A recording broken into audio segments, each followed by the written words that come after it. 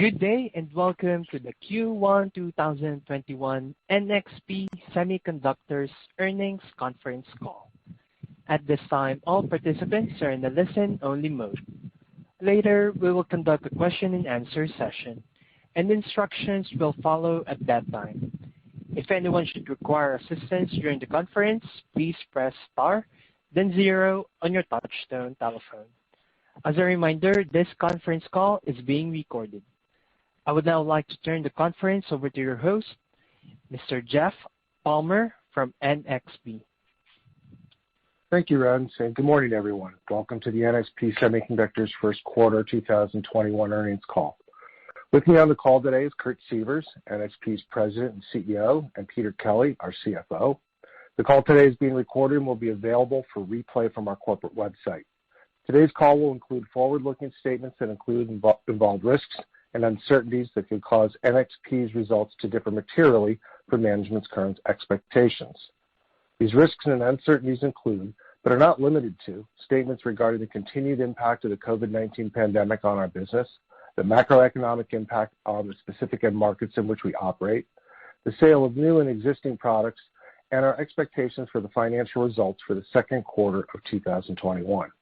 Please be reminded that NXP undertakes no obligation to revise or update publicly any forward-looking statements. For a full disclosure of forward-looking statements, please refer to our press release today. Additionally, we'll refer to certain non-GAAP financial measures which are driven primarily by discrete events and that management does not consider to be directly related to NXP's underlying core operating performance. Pursuant to Regulation G, NXP has provided reconciliations of the non-GAAP financial measures to the most directly comparable GAAP measures in our first quarter 2021 earnings press release, which will be furnished to the SEC on Form 8-K and is available on NXP's website in the Investor Relations section at nxp.com. Now I'd like to turn the call over to Kurt. Kurt, it's your call. Yeah, thanks very, very much, Jeff, and good morning, everyone. We really appreciate you joining our call today. Today, I will review our quarter one results and discuss our guidance for Q2. Furthermore, I will provide an updated perspective on how we view the current supply-demand environment, including the recovery of our two Austin-based facilities, which were hit by the severe winter storm in February. And additionally, I will discuss our efforts for sustainability. Now let me get started with quarter one. Our results were better than the midpoint of our guidance, with the contribution from the industrial and the communication infrastructure end markets both stronger than planned. At the same time, trends in the mobile and auto markets were generally in line with our expectations, with automotive being just slightly impacted by the severe winter storms in Texas. Taken together, NXP delivered quarter one revenue of $2.57 billion, an increase of 27% year over year, and $17 million above the midpoint of our guidance range. Non-GAAP operating margin in Q1 was a strong 30.9%, 600 basis points better than the year-ago period, and about 50 basis points above the midpoint of guidance, driven both by improved mix and additional revenue. Now let me turn to the specific trends in our focus end markets. In automotive, quarter one revenue was $1.23 billion, up 24% versus the year-ago period, and about $13 million below our guidance. In industrial and IoT, our quarter one revenue was $571 million, up 52% versus the year-ago period, and about $13 million better than our guidance. In mobile, quarter one revenue was $346 million, up 40% versus the year-ago period, and in line with our guidance.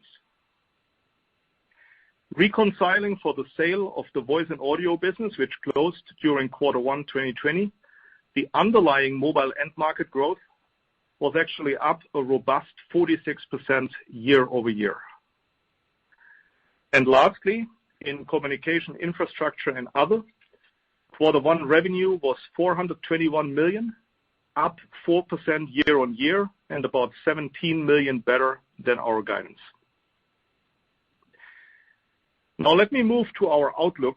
We are guiding quarter two revenue at $2.57 billion, up about 40% versus the second quarter of 2020, within a range of up 38 to up 45% year-over-year. And from a sequential perspective, this is about flat at the midpoint versus the prior quarter.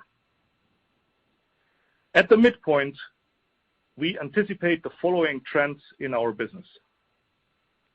Automotive is expected to be up in the upper 80% range versus quarter two 2020 and up in the low single digits versus quarter one 2021.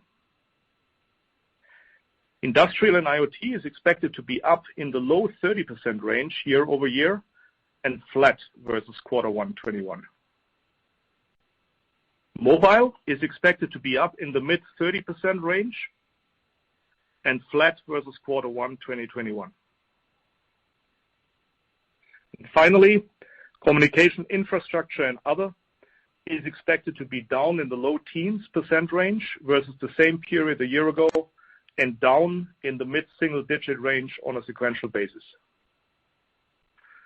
Now at this point, let me turn to an update on the current supply-demand environment. As I had shared with you on our last earnings call, as many of our customers started to resume full production during Q3 of 2020, we were faced with the challenge to balance a very accelerated rate of customer orders versus a very tight, if not sold out, wafer supply situation. While our foundry partners have attempted to address our needs, it really has not been enough, and we were supply constrained in quarter one.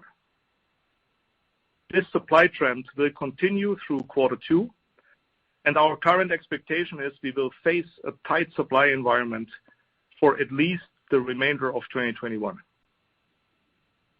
We would also note that in the medium term, we have seen a significant increase in demand for our products, which is very consistent with our anticipated content gains and our design wins.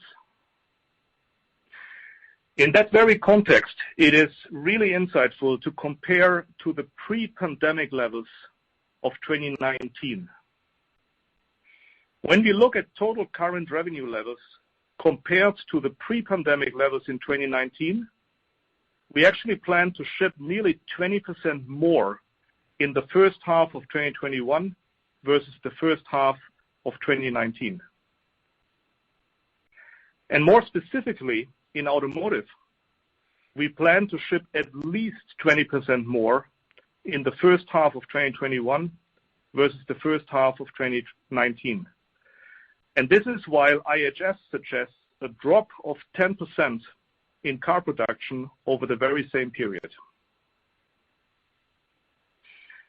And now going forward, we see our overall revenue in the second half of 2021 being stronger than the first half of this year.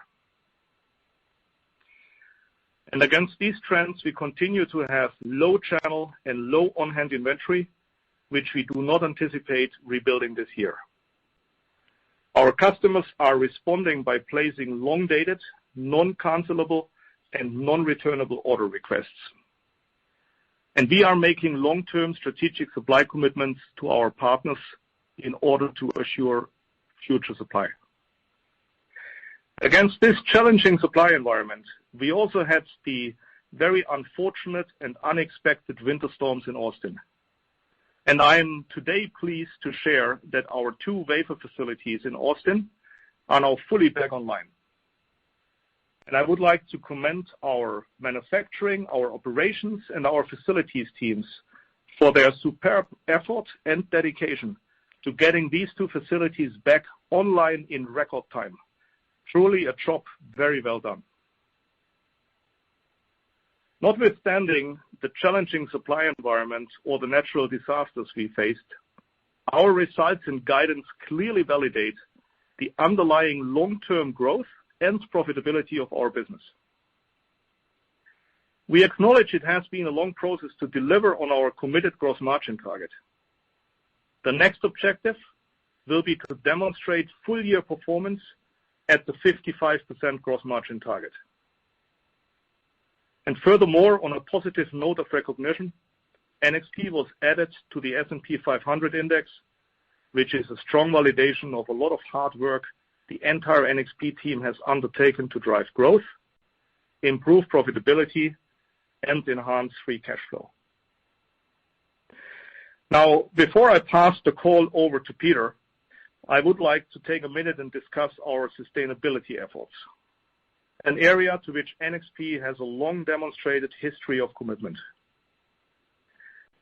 At a more personal level, I do believe sustainability is a very important journey we all need to embrace and undertake, and it's not just a finite destination. At NXP, we are dedicated to our long-term sustainability goals, which our employees, our customers, our suppliers, and investors all believe are of the utmost importance. All our stakeholders are paying attention to the products we develop, to how our company complements the communities we operate within, and to how we attempt to lessen the impact our company has on our environment. And hence, we just recently published our annual corporate sustainability report and our annual proxy statement, both of which set forth the progress we have achieved toward previously stated goals and lay out our vision for the future. In support of our continuous commitment to improve our environmental and social responsibility and our corporate governance metrics, there are a few areas I would like to highlight. Starting with social responsibility. We have made clear our commitment to workplace diversity, equality, and inclusion. In order to ensure our working environment provides equal access and opportunity, we appointed a head of diversity, equality, and inclusion, reporting directly to me and to our Executive Vice President of Human Resources. We are dedicated to creating an inclusive and diverse work environment where NXP appropriately mirrors the society and communities in which we operate. We have an ongoing commitment to improve and refine our corporate governance. In 2020, we have enhanced our human capital management disclosures, which expanded and detailed workforce demographics. We are committed to improving gender diversity throughout the organization, but especially within the company's leadership teams. Now turning to environmental impact. In 2020, we met our 10-year goal of reducing our carbon footprint by 30%. We have achieved a 47% water recycling rate, and we purchased 27% of our electricity from renewable sources, led by our factory in Nijmegen, which is running 100% on renewable energy. Finally, and certainly not least, our employees. We definitely believe our employees are the lifeblood of innovation and the spirit at NXP. We are dedicated to building a highly engaged workforce who will continuously push the boundaries of innovation. We view a highly engaged workforce as the very best early indicator of potential success for our company in the future. We measure this annually through a global employee survey called the Winning Culture Survey. That survey looks at multiple early indicators of long-term employee engagement. It includes factors as employee views on company strategy, innovation, execution, and leadership, as well as culture, collaboration, and a supportive work environment. And I'm proud to say that in 2020, we had a 90+% global participation rate. Now, in summary, we are very, very encouraged by the rapid rebound in demand across our end markets. Based on our customer conversations and order rates, it appears NXP is in the early stages of a longer-term company-specific growth cycle. Our employees are highly engaged to drive our success. We have a robust pipeline of new and innovative products, and customer response, engagement, design win momentum all underpin our optimism about the future potential of NXP. I'm extremely proud of all our employees, but today I would like to especially commend our manufacturing, our operations, and customer-facing teams for their relentless focus and energy on assuring our customer success. Their dedication and hard work in the face of a very challenging supply environment truly make a big difference. And now I would like to pass the call to Peter for a review of our financial performance. Peter? Thank you, Kurt, and good morning to everyone on today's call. As Kurt has already covered the drivers of the revenue during the first quarter and provided our revenue outlook for the second quarter, I'll move on to the financial highlights. Overall, our first quarter financial performance was very good. Revenue was above the midpoint of our guidance range, and we drove an improvement of both non-GAAP profit and non-GAAP operating profit. Moving to the details of the first quarter, total revenue was $2.57 billion, up 27% year on year, and above the midpoint of our guidance range. We generated $1.39 billion in non-GAAP gross profit and reported a non-GAAP gross margin of 54.2%, up 240 basis points year on year and above the high end of our guidance. Total non-GAAP operating expenses were $600 million, up $55 million year on year and up $37 million from the fourth quarter. This was $10 million above the midpoint of our guidance due to increased variable compensation driven by an improved first half performance. From a total operating profit perspective, non-GAAP operating profit was $792 million, and non-GAAP operating margin was 30.9%, up 600 basis points year on year, and was at the high end of our guidance. Non-GAAP interest expense was $87 million, cash taxes for ongoing operations were $40 million, and non-controlling interest was $11 million. Taken together, $13 million better than our guidance. Stock-based comp, which is not included in our non-GAAP earnings, was $91 million. Now I'd like to turn to the changes in our cash and debt.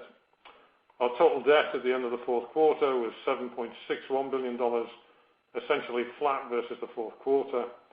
Our ending cash position was $1.84 billion, down $433 million sequentially, mainly due to share repurchases, offset by cash generation during the first quarter. The resulting net debt was $5.77 billion, and we exited the quarter with a trailing 12-month adjusted EBITDA of $3.09 billion. Our ratio of net debt to trailing 12-month adjusted EBITDA was at the end of quarter one was 1.9 times, and our 12-month adjusted EBITDA interest coverage was 8.6 times. Our liquidity is excellent, and our balance sheet continues to be very strong. During the first quarter, we paid $105 million in cash dividends and repurchased $905 million of our shares, for a total of $1 billion of capital return to our owners during the quarter. Turning to working capital metrics, days of inventory was 81 days, an increase of 3 days sequentially, and continues to be significantly below our long-term target of 95 days. We continue to closely manage our distribution channel, with inventory in the channel at 1.6 months, flat sequentially and below our long-term target.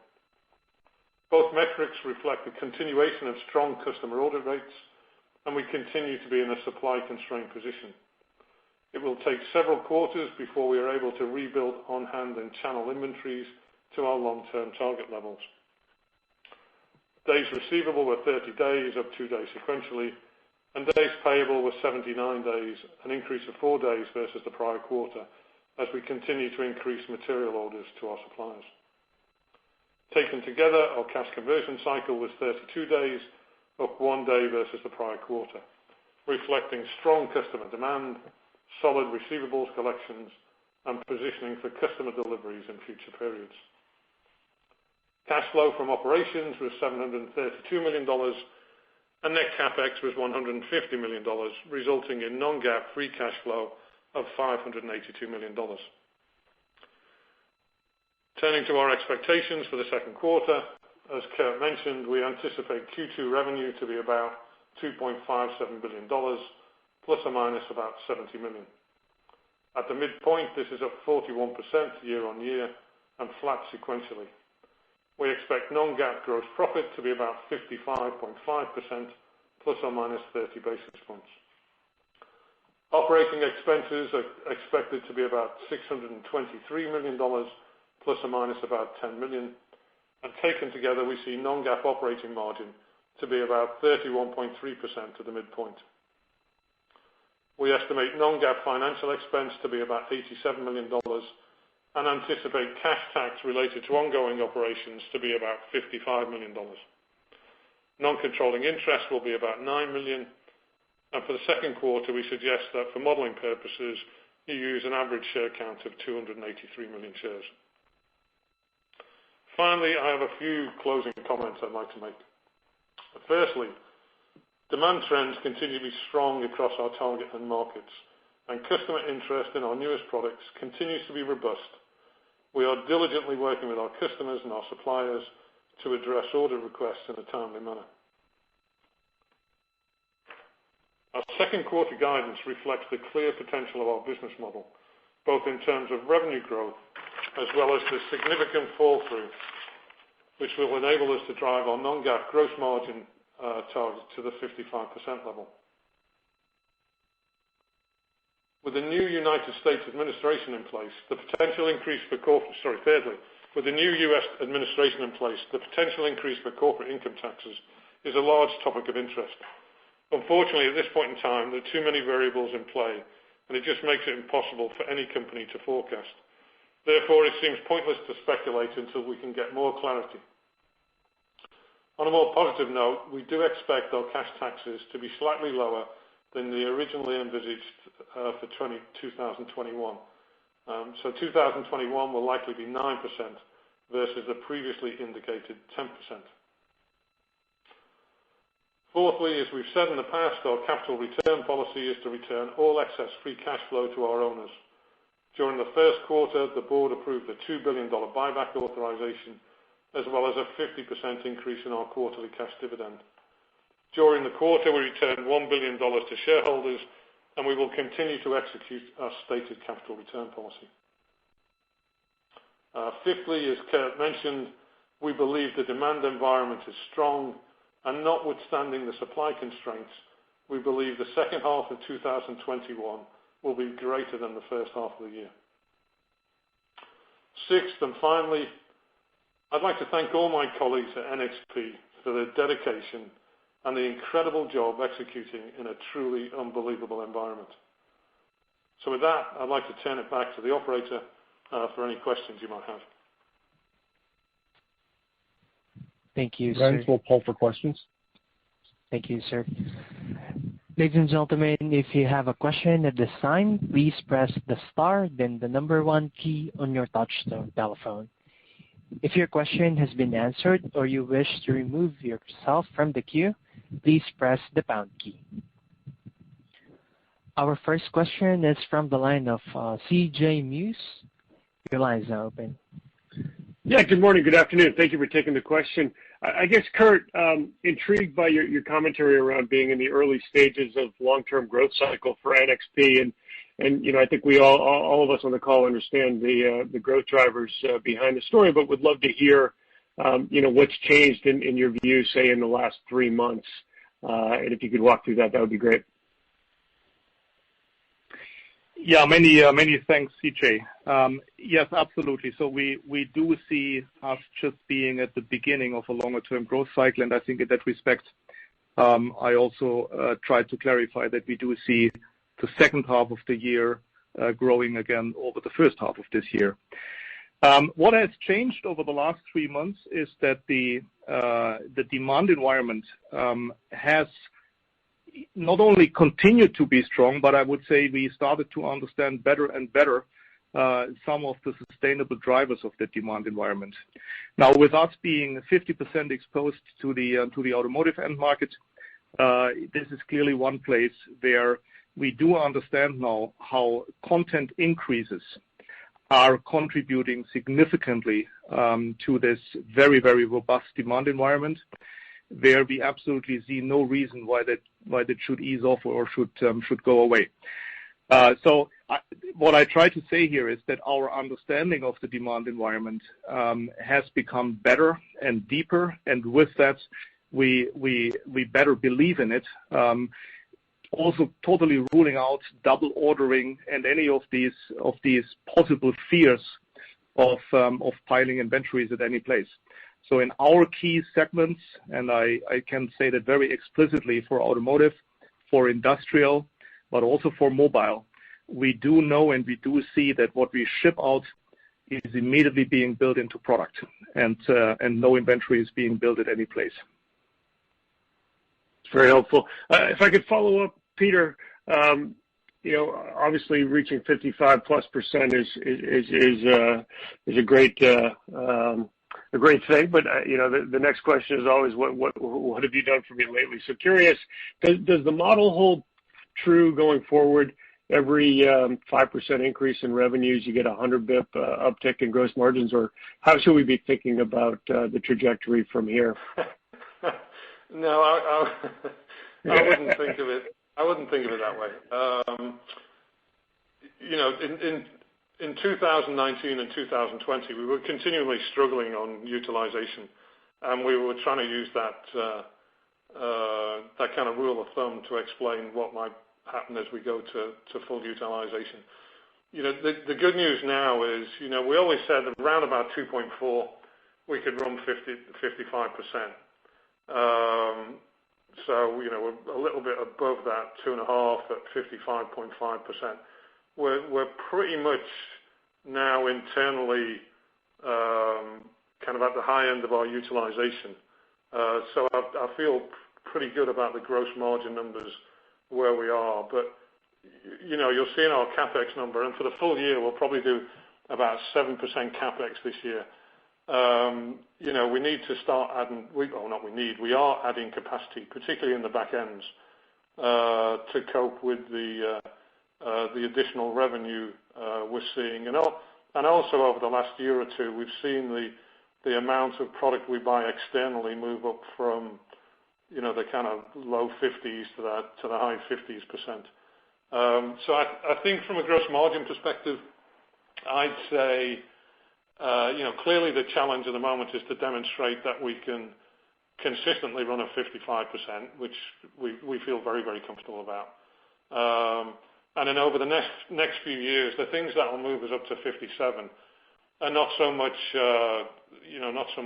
revenue. They're more about the new product introductions and and improving the cost performance of our products. Very helpful. Thank you. Thank you. Our next question is from the line of Ross Seymore. Your line is now open. Morning, guys. Thanks for letting me ask a question, and congrats on the strong results. Peter, I want to dive into the gross margin a little bit more tactically in the near term. Can you just discuss what drove the upside in the first quarter and the second quarter? Second quarter is especially impressive considering it appears that the mix between segments isn't really contributing significantly. So just a little bit of color on how you beat and then raised in the quarter and guide. Yeah, so in the first quarter, the biggest move, Ross, was mix. We shipped proportionally less auto and more comm infra and IoT. And to be honest, $10 million gives you 40 or 50 basis points of margin, so we're not talking about huge numbers. And as you're going from Q1 to Q2, it's really all about utilization. So we're not only able to run, obviously not Austin, but our other fabs full out. But also we're getting really great utilization now in our back ends.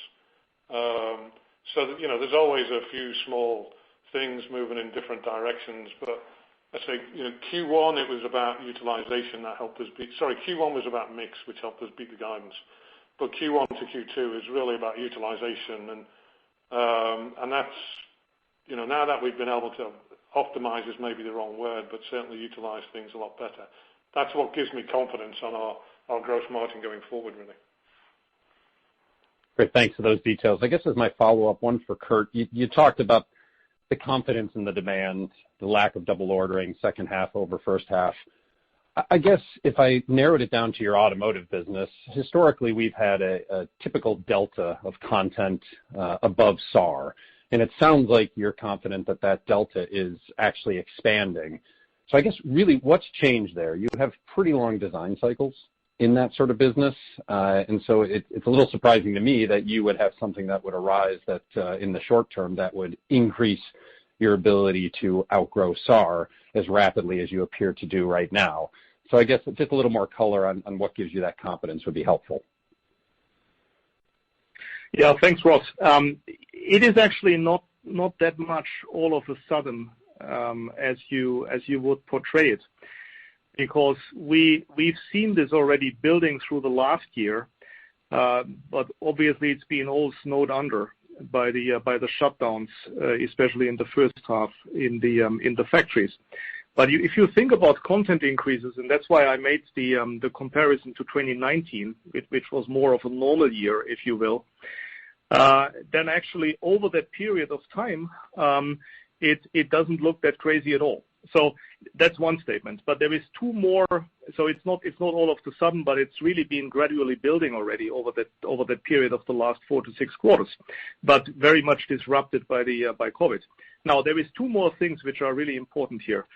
The one is, yes, I do believe that especially the electric vehicle production rates are increasing faster than anticipated, which I believe makes it a content-richer story than probably the initial forecasts would have suggested. So the penetration of electric drivetrains is going faster, especially now this year, than it was forecasted. Thirdly, and I think actually most importantly, we are now bearing fruit from all of the design wins in the focus areas we've been working on so hard over the past years. So what I'm saying is, Ross, that some of this is clearly company specific. If I look at our growth rates in our focus businesses like radar, ADAS, battery management, the digital clusters, then it becomes very obvious that those are really pulling ahead the growth. So there is an underlying stronger momentum on content gains, but I think a good part of this is also company specific, meaning share gains for NXP. Thank you. Thank you. Our next question is from the line of Vivek Arya. Please go ahead. Thanks for taking my question. I had two as well. Just one more on gross margin. I'm curious, Peter, what role is pricing playing, if any, in your gross margin? And if, let's say, your Q3 and Q4 sales are above your Q2 sales, then all else being equal, can gross margins also exceed 55% in each of those 2 quarters? In terms of pricing, it's having no impact whatsoever, Vivek. We said on our last call that although some suppliers were being very tactical and trying to take advantage of the situation, that was not our strategy. We said we would definitely pass on any cost increases that we have, and we're able to do that. But we have no intention of trying to improve our profitability through gouging our customers. And there's certainly no impact of anything even remotely like that in Q1 or Q2. In terms of the second half, as I said before to Ross, it's gross margin from here is not really driven by additional revenue. Could there be some small impacts? Yeah, sure. I think I'd say 2 things. One is I have a strong confidence at the level of profitability, the level of gross margin we are at the moment. So I think that's a good thing. And I think as we go forward, our focus has to be on how we bring out our new products and new versions of our existing products to improve our profitability.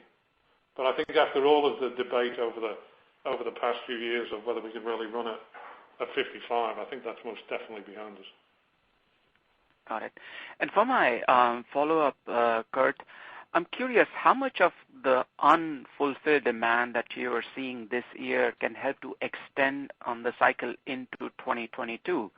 So for example, when I look at your automotive customers, and I think you have mentioned that given what the auto industry went through in this cycle, right, they might do things differently. So I was hoping you could talk about what they can do differently that helps to extend your demand cycle and visibility. And then outside of autos, when I look at your deficit on the distribution side, right, that's still, close to, I think 0.8 months, right? So usually 2.4 months, and it's 1.6 months right now. So when can that be addressed, and is it possible that it doesn't get addressed till next year? So overall, just how do you conceptually think about the cycle extending into next year? Thank you. Yeah, that's a great question. Let me answer to both elements, Vivek. Let me take the latter one, the disti one first. So yes, we indeed stayed at the record low 1.6 months in the first quarter, just like we did in Q4. And yeah, I mean, if you would just do some chainsaw math, this just bringing that back to a more normal level of 2.4 months, which we've historically had, is probably like $400 million. But no, I don't anticipate this that we reach that level anytime this year. I just think the sell-through is so strong that we don't get it up from a supply perspective to back to that level. And that also gives you an indication for the very strong pull here, which is really which is sell-through. I mean, if we ship more into distribution now, inventory wouldn't go up, but it would be actually selling through right away. On the automotive side, I think this is indeed a significant discussion, but also exploration which we are having across the industry. First of all, I'd say most of our products, if not all in automotive, are non-commodity product. So it is indeed a matter of fact that demand, it just doesn't go away. I mean, if anything, then it's shifted because possibly a car here or there cannot be built. And with that, it moves then into the next quarter or eventually into next year, as you say. At the same time, we are working very, very diligently, both with our customers, which is the tier ones, but also directly with the car companies, on very prudently understanding the future demand patterns. I think one of the biggest learnings out of this current situation is to build much more transparency about the content increases, which are often application and module specific, and how they map out over not just the next 2 quarters, which is far too short for us, knowing that we have a manufacturing cycle time of 1 to 2 quarters, but actually more over the next 8 to 16 quarters in order to understand how that's going to map out. So that work is underway, and I can certainly say we do this with all of the top 10 car OEMs in the world. At the same time, we also work, of course, very hard with our suppliers, with our mainly wafer suppliers, but also back-end extensions, as Peter has mentioned, in order to quickly ramp up our supply capability at the same time. And I mean, part of this is the reason why I said earlier that already in the second half of this year, we will ship at higher revenue levels than we are doing in the first half. So some of that demand obviously doesn't have to move into next year, but we are satisfying it already in the second half of this year. But yeah, it's really a long-term story, a lot of learning out of this situation. But at the bottom of it, and I think that's most important, a more and more diligent understanding of a very robust demand environment. Thank you. Thank you. Our next question is from the line of Stacy Rasgon. Please go ahead. Hi, guys. Thanks for taking my questions. For my first question, I wanted to ask you about the channel inventory situation. I wanted to drill in. Now, you said that you're confident that nothing you're shipping across your core markets, auto, but also industrial and mobile, you think nothing's going on the shelf, everything's going into an end product. Especially in industrial and mobile, how do you know that it's not going on the shelf and going into an end product instead? What gives you that level of confidence? I think in auto I kind of get it, but in industrial and mobile, how would you know that your customers are not sticking the stuff on the shelf? It's really the direct customer exposure which we have there. You would probably say, yeah, but how can you have that through distribution? I mean, in mobile, you know that the number of mobile end customers isn't that big. So I mean, there is a very direct and very specific contact. So we exactly know how much they need our product because they would love to have more. I can tell you. I mean, this is a direct chain. In the industrial space, it is arguably a much larger customer base, which is behind distribution. But also there are some big customers who are in very direct and very frequent contact also with me personally, and I know about their demand and build situation. So it's really based on a very personal exposure, I would almost say.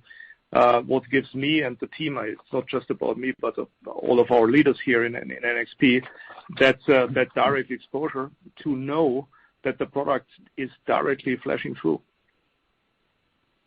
Got it. Thank you. For my follow-up, I wanted to drill into a little bit your comment on, I guess, the auto trajectory. You said it's up like 20% in the first half of 21 versus the first half of 19, even with units down. With end units down. Can you give us some view for how much of that 20% increase is actually content versus just an increase like for like in terms of units? That's actually hard to say. So what I was saying is indeed that we will have at least 20%. If you look at the guidance in the Q1 results, you will find it's at least 20% growth over the first half of 19. But if you think about the content, be sure to include that this is 2 years of content increase. I mean, last year, clearly the car production was very much down, but that doesn't mean that the content was coming to a stop, because the content was driven by models which were to be introduced anyway, maybe at lower build rates. So if you compare then 19 to 21, it is 2 years staggered up from a content increase perspective. And I'd say a 10% content increase per year is maybe realistic before price adjustments, and that gives you already a 20% difference over those 2 years. Got it. So I guess it's fair to say like for like you don't think it's a good thing. It sounds like it's mostly coming from content. Is that the right way to characterize it? I would certainly say that, because the car production itself is down by 10%. If I believe IHS, and if you look at the Q1 numbers, then the build rates in the first half of this year are probably almost 10% lower than they were in the first half of 2019. So it must be content and share gains. Got it. Thank you. Thank you. Our next question is from the line of John Pitzer. Please go ahead. Yeah, good morning, guys. Thanks for letting me ask the questions. Congratulations on the strong result. Kurt, my first set of questions is just around kind of get a little bit more detail around the Austin shutdown and reopening. You talked last quarter about it being about $100 million impact to Q2. Is that exactly what you saw? And I'd be more curious, at the time it happened, it was hard to figure out if there were incremental costs that bled into the model because of Austin. Were there any, and do you expect to recoup them vis-a-vis business insurance as the year unfolds? Can I yeah, John, let me speak about. Let me take the revenue side first, John. So first of all, I really have to say clearly that was an extremely unfortunate and unexpected event, both for NXP, of course, in the first place, but in consequence also for our customers, because the supply interruption as a consequence of this in that current environment is clearly not something anybody would have wished to have. Now, to frame it, all of this did happen on February 15, so mid of February. I think we released our press release on March 11 that we had resumed initial operations. And I can tell you that about 8 to 9 weeks after the fact, so after Feb 15, we have been fully up and running in both facilities again. So by now, both factories are 100% running again at the pre-winter storm levels, which is great news and a great achievement in a very challenging and difficult situation. Yes, we had talked about $100 million impact on the revenues in Q2. I would still say, John, this is the impact which we have on Q2. Now you see that we guided sequentially flat. So obviously we found other ways and means in other areas with other products to make up for that loss from the factory shutdown. Furthermore, we had a tiny little bit of impact already at the very end of the first quarter in automotive. I said this earlier, that a little bit, it's really more like maybe in the 10 million range, was already impacting the very end of Q1 from a shipment perspective in automotive. I would further say that we are absolutely confident that the 100 million will be made up in the second half of the year. So again, while we will make it up in the second quarter with other products, we will make up those 100 million which we lost in the first place in the second half of the year because the factories are running again and will be shipping full out. Now, Peter, maybe you pick up the part of the question which was related to the cost impact. Yeah. So the good news, John, is our ops team had started closing down the factories before the Texas authorities just with almost no notice shut off the power. So we did not have any fundamental damage to the factory, though obviously burst water pipes and that kind of thing with the cold. We have insurance to essentially cover everything. So the only real impact to our costs was the deductible, which is millions of dollars rather than tens of millions of dollars. So from a cost perspective, it hasn't really had any measurable impact. That's really helpful. And then, Kurt, as my follow-up, I really liked the way that you kind of compared first half of this year to first half of 19 because it helps to kind of take out some of the variability around sort of the quote-unquote cycle, and especially for us that are trying to figure out, how much of your growth is coming from cycle versus product specific. It's a good comp. But I guess to that point, when I look at sort of your long-term growth rate target that you have out there of 5 to 7%, that 19 to 21 compare would sort of argue a 12% growth rate trend line, at least over that 2-year period. And I don't want to steal thunder from your next Analyst Day, but when you look at the breadth of company-specific drivers out there, how do you think about that 5 to 7% growth rate historically or in the target model versus the 12% you've seen since 19? Well, John, as you rightfully said, I mean, we're going to update that model with our next Capital Markets Day. So at this point, we cannot and will not give a new long-term guidance, and the only one which we have out is the 5 to 7%. However, I clearly said earlier that some of the content drivers are in good shape, certainly in automotive with the stronger rate of electric vehicles, with some of the trends which we have in mobile. We spoke a lot about ultra-wideband kicking in earlier.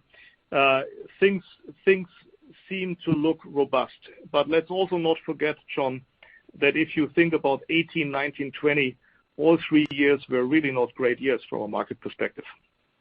So it's always a bit tempting to take just 2 years, which looked then very good. So we will have to look at this from a more longer-term perspective again. But clearly, I do agree with you. What matters for NXP should be increasingly the company-specific drivers from those focus areas where our really strong portfolio, which we've been building over years with organically and inorganically, which is now playing out very nicely. Thank you. Thank you. Our next question is from the line of William Stein. Please go ahead. Great. Thanks for taking my questions. First, Kurt or Peter, I wonder if there's a product area or end market in which your ability to deliver lags the greatest versus demand. It sounds like it's in the channel. I assume that's IoT and industrial and certainly automotive as well. Is it concentrated in those two? Is it specific products or sub-end markets within those, or is it more broad? Any color there would be helpful, and then I do a follow-up. Yeah, Bill, I would actually say it's quite broad. So because it is in technology or capacity buckets, which also in some cases touch several markets. So no, we couldn't say it's specific to automotive or specific to distribution end markets. I would just say that certainly automotive is for maybe good reasons catching a lot of headlines, given the big impact it has on from a value leverage to complete cars, which might be impacted. But I said earlier that in large industrial applications there is also shortages across the industry. So no, it is not something which is sharply only in automotive or only in distribution markets. Thanks for that. And maybe I'd like to hit on the capacity additions. So second half revenue greater than first half. Part of that is going to be, I suppose, from the recovery of the $100 million shortfall in Q2 from the Austin fabs. But I assume there are other plans. I wonder if that's sort of incremental yields across the board, or if there's anything more sort of step function from a capacity perspective that we should sensitize ourselves to coming online later this year? Yeah, well, it's really three elements. The first one you mentioned, of course, we have the $100 million catch up from the factory closures, which we had earlier in Q1. But it is also front end and back end capacity. On the front end side, our foundry partners, and I mean they've been quite loud about this publicly, that they are increasing either allocations or fundamental capacity and yields, which also benefits NXP. So we are seeing increases here from a foundry supply perspective to NXP. And at the same time, also within NXP, and Peter talked about the 7% capex this year on increased revenue levels, we are expanding our back end capacity as hard as we can. I mean, whatever we can do in the short time is being done. And these moves, so the $100 million from the closed factories, the better wafer supply from external foundries, and the higher throughput through our own back end and assembly is all helping to increase the Q3 and Q4 revenue levels. Great, thank you. Thank you. Our next question is from the line of Blaine Curtis. Your line is now open. Hey, thanks for taking my question. Kurt, just two questions. The $100 million, just to John's question, if the initial impact in March was in auto, is that where you primarily saw that $100 million that you missed was in the auto channel? And then just in terms of that supply chain, you talked about catching up on your supply would take throughout the year, and it sounds like your own inventory is probably well in the next year. Just some comments on the auto OEMs. When do you think that market will catch up? Yeah, so first on the $100 million, Blaine, so we will not decompose it here. The auto impact was earliest because the supply chain was just totally dry already while it happened. So, I mean, that's more a timing reasoning why that hit auto first. There is one other area which is also being hit by this, which is our comms infra business, and that's also the reason why and you saw this in the guidance, our Q2 in the comms infra world is sequentially down. That is just a direct impact from their dependence on these Austin factories. So that's a temporary thing which we'll leave behind us after Q2. Talking about the auto OEMs, I really can't answer that question, Blaine, because we still don't have that long-term transparency I talked about earlier on the demand side. I can absolutely tell you that the supply is increasing It does increase already in the second quarter, but it also increases further in the third and fourth quarter. But it's always a function of what does the demand do at the same time. So I would carefully say I don't think it is completely easing off this year, and it will still continue somewhat into next year. How long, I don't know. But I don't see this being totally eased off by the end of this year. Thanks, Kurt.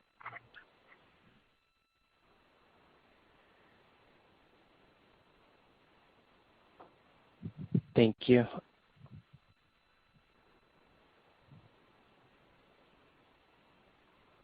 Our next question is from the line of Chris Caso. Please go ahead. Yes, thank you. Good morning. I guess the first question is getting a little more clarity on the capacity additions. I mean, it sounds like certainly there's some capacity coming on both internally at the foundries in the second half of this year. Does more come on in the beginning of next year as well? And as a follow-on to that, you talked about the fact that you didn't think that your customers would be able to replenish inventory until the end of the year. Is that meant to say that by the end of the year, you think you will be fully meeting your customer demand with the capacity additions in place, and perhaps a little more capacity comes next year, which allows you to catch up on inventories? Is that the right way to think about it? Yeah, Chris. So this is constantly on the very hard work. So since this whole situation started, say, towards the end of last year, we are working super hard on all levels to increase capacity, and I just mentioned a few of them earlier. So yes, it is going to continue into next year from a capacity increase perspective. Absolutely.